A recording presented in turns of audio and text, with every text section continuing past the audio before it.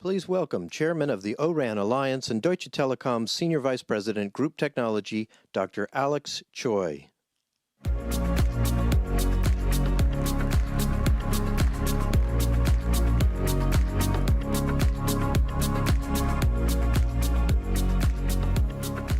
By the way, thank you, Angie, for her nice presentation. It's a perfect segue. So, first of all, good morning, everyone, and I'm so happy to be here today to talk about the telco use cases, which is a practical use cases. You can already get the very encouraging results. So, due to the time constraints, right, let's directly jump into. Yes, and also, I have my second title, which is the chairman of the O-RAN Alliance. I don't know if you're familiar with that. Where's the clicker? Yep. So let's just start with this picture. So now you might already seen this fancy diagram, so I don't need to talk too much about it. Angie, the previous speaker, has done a fantastic job. So let's go to the next slide. It's an optimization problem that I'm talking about. So optimization problem areas, especially the combinatorial optimizations, are classified into process optimizations and network optimization, quantum network, industry 4.0 use cases, as shown on the left-hand side. The problem area that I talk about today is called automatic cell planning for as a telco use cases, as colored. And this part is already covered by Angie, the previous speaker, so I don't need to spend time to talk about it and jump directly into the Deutsche Telekom telco specific use case. It's called automatic cell planning. So one of the crucial tasks within the optimization of modern radio access network is the optimal cell site selections, which turn out to be a non-polynomial combinatorial optimizations problem. And with Deutsche Telekom, our best mobile task team is facing this challenging problem, and it's called automatic cell planning. And here are the situations as shown in this chart. And first, the amount of radio cells will dramatically increase, for example, way beyond the hundreds of thousands. And second, many constraining factors are there, and also many antenna parameters and complex cell-to-cell interdependency makes this selection problem extremely complex and challenging. Besides, the proper initial site selection and cell planning together with the continuous tuning of the antenna parameters are essentials. So the task team is looking for future-proof approaches that can manage this growing complexity. So my team in Berlin, the task given to my team was to analyze the potential of digital annealing in the context of this optimal site selection problems and conduct benchmarking studies. So now let me describe the more detailed steps to search for the solution to this site selection problem.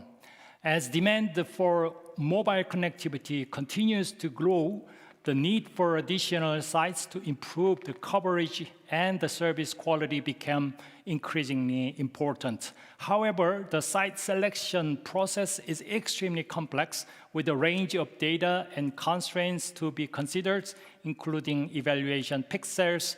Pixel means 20 by 20 meter squares areas, and the antenna azimuths and existing fixed sites and candidate sites.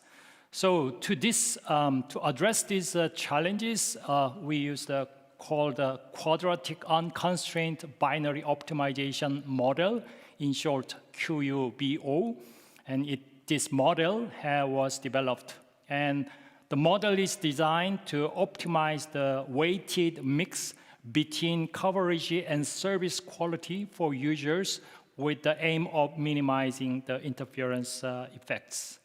And this model is shown in the middle on the right-hand side. It's unreadable, it's too small, but anyway, it gives you some ideas about this model. This quadratic unconstrained binary optimization, QUBO, is a mathematical model used in optimization problems where the goal is to find the values of binary variables that minimize the quadratic objective function subject to linear constraints. In quantum algorithm, QUBO is used to formulate combinatorial optimization problems as a problem of finding the ground state of quantum systems. So this can be done using quantum annealing, a type of quantum computing that leverages the principles of simulated annealing to find the optimal solution to the QUBO problem. In the context of telco network cell planning, this QUBO model can be used to optimize the placement of the cell towers or cell sites, and with the goal of minimizing interferences and maximizing coverages while adhering to the various constraints. By formulating the problem as a QUBO model, it can be solved more efficiently and accurately than with the classical optimization method. To test the effectiveness of the model, a benchmarking study was conducted by my team between our DT internal solutions and the digital annealers developed by Fujitsu. The study focused on two key performance indicators. One is total execution time, and the other one is optimization scores, in other words, error rate. The Fujitsu digital annealer is a specialized computer that's designed to solve complex optimization problems quickly and also effectively. It's based on a technology called simulated annealing. Angie briefly mentioned it, which is a method for finding the optimal solution to a problem by gradually cooling a system like a matter and allowing it to settle into low energy states. The quantum computers in early stage are not yet able to benefit from advances in quantum algorithm, as you may know. So the issue is known as it's called the chain break, and it arises in quantum annealers, whereby the problem breaks down as the scale increase, so which leads to a suboptimal solutions or errors. To obtain accurate result for a problem, the quantum bits or qubit must maintain their quantum state free from external interference such as cosmic or magnetic rays. And if this condition is not met, the qubit lose their entangled state and cannot perform calculations anymore. So the delicate nature of these quantum states result in very frequent errors, necessitating the need of the error corrections. And although noise is less of a concern for the quantum annealers due to their adiabatic analog processes, but still the sparse connectivities between the physical qubit means that the logical qubit must be represented by a set of physical qubits. And typically a fully connected logical qubit requires around 30 to 80 physical qubits. The digital annealer works by encoding the problem as a spin glass or Ising model, which is a type of mathematical models that represent the interactions between variables. It then uses simulated annealing algorithms to explore the possible solutions and find the best one. And the key advantages is its speed.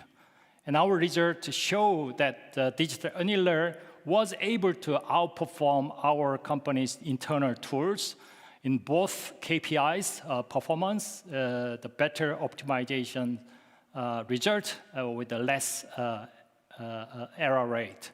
So this is possible because the digital annealer design features a fully connected architectures, and that enables to solve the complex combinatorial optimization problem at very, very rapid pace. Moreover, it is able to achieve a greater accuracy than quantum annealing, which has limited qubit connections, and this is So, evaluation result. This slide shows the result of our simulations. As you can see from the table below, we compare the performance in two cases, one with a 60-degree of antenna angles and the other one 10-degree antenna angles. So in the first row of the table, this is a case of 60-degree antenna angle, and we found that it performed 37 times faster than the traditional computing.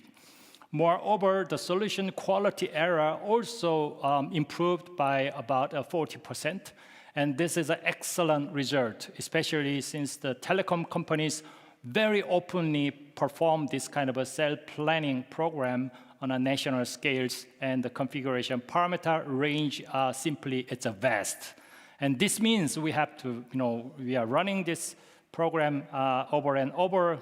So the more times you run it, the more speed gain or time gain you achieve, with this digital annealers. So obtaining the result more than 30 times, or exactly 37 times faster than is a significant improvement, and it gives a very enhanced productivity. And moving on to the second case in the table, which was deliberately included to find the characteristics of the digital annealer. And this is the case of 10 degree, and we found the degree of speed improvement is not as impressive as the first simulation case. So this finding highlights the importance of understanding of characteristics of these annealers to obtain the best performance. Otherwise, you may not get a good performance. So by understanding and utilizing the characteristics of the digital annealers, users can achieve remarkable performance improvements. Our result already showed that this annealer was able to outperform our DT internal solutions, and this demonstrates a potential for the quantum computing for our daily business, which is a site selection and optimizations. So that leads me to this chart. This is our DT, Deutsche Telekom, and T-Systems Quantum as a Service. So I want to share some insights with you today. So our offering, it's called the Quantum Cloud, is designed to be a quantum computing agnostic, which means it can work with the various quantum computing technologies and platforms. And the Quantum Cloud we are offering is a unified access platform, which simplifies the process for enterprises to tap into quantum computing resources, and this makes it a lot easier for business to explore and experiment with quantum computing without having to invest heavily in their own infrastructures, quantum computing infrastructures. In addition, our T-Systems also provide a range of additional services to help enterprise get the most out of their quantum computing journeys. This includes consultancy and training and educations and integration and support. So, and also customized solutions. In a nutshell, Deutsche Telekom T-Systems quantum services are designed to help the enterprise unlock the immense potential of quantum computing by offering a comprehensive and a flexible suite of solutions that cater to a wide range of business models, business needs. Lastly, our company has announced last month that T-System will provide their customers with the cloud-based access to IBM's 127-qubit Eagle quantum processors. Finally, takeaways: the true quantum computers are showing promising results up to a certain degree of complexity. However, as of now, they rarely outperform the classical computers in optimization problem, and this is a problem. So when it comes to the automatic cell planning, we've seen real benefits, not by using the true quantum computers, but by using a digital annealing solutions. And this is definitely step in the right directions until we see fully, full-fledged true quantum computing commercially available in the market.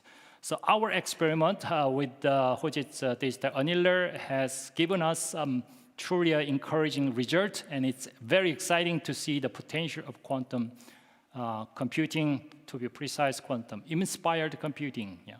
In summary, we are witnessing some exciting advancements in the world of quantum computing, particularly in a combinatorial optimization problem, and in telco cases, we have many such problems already. So while there is still work to be done, the progress we are making is truly inspiring, and we will keep pushing the boundaries and exploring new possibilities as we venture deeper into the quantum computing landscapes. This is it. Thank you for your attention.